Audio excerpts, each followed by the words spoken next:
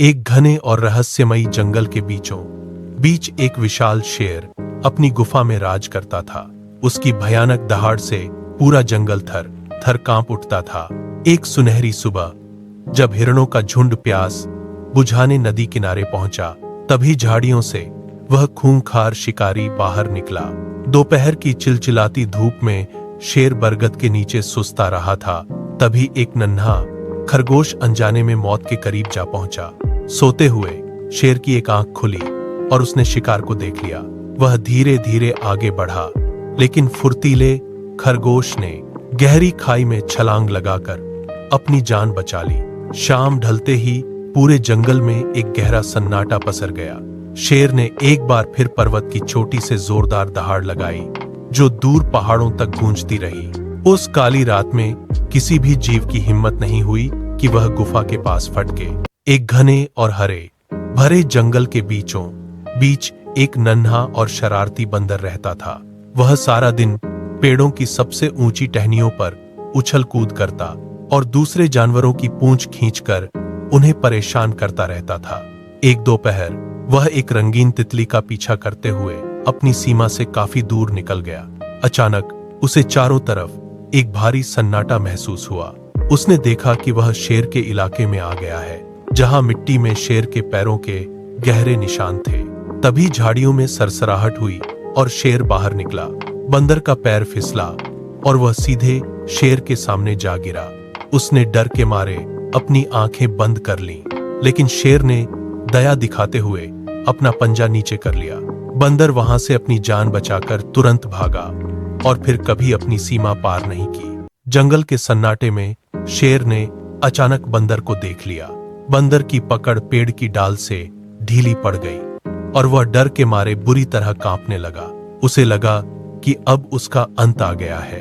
तभी शेर ने भीषण दहाड़ लगाई और पेड़ के तने पर अपने नुकीले पंजे गड़ा दिए। बंदर ने तुरंत दूसरी डाल पर छलांग लगाई।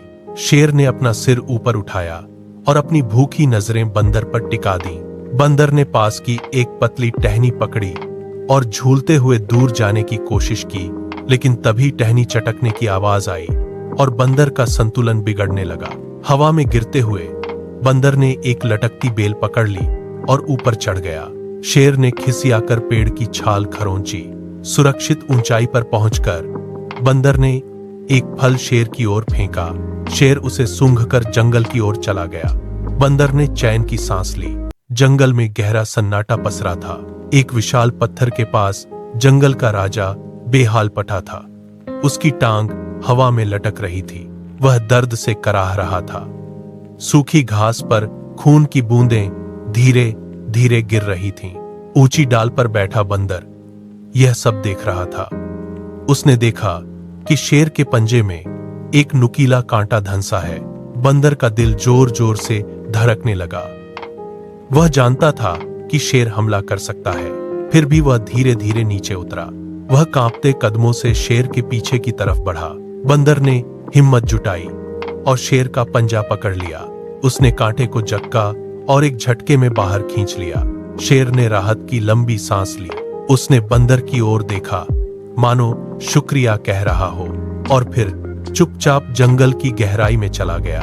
घने जंगल के सन्नाटे में एक विशाल पत्थर के पास जंगल का राजा शेर दर्द से कराह रहा था। उसके पंजे में एक जहरीला कांटा गहराई तक धंसा हुआ था, जिससे लगातार खून रिस रहा था। शेर की दहाड़ आज कमजोरी और बेबसी की कहानी सुना रही थी। तभी एक चंचल बंदर पेड़ से नीचे उतरा और डरते डरते शेर के करीब पहुंचा। शेर ने एक बार गुर्राने की कोशिश की, लेकिन पीड़ा इतनी थी कि उसका सिर झुक गया।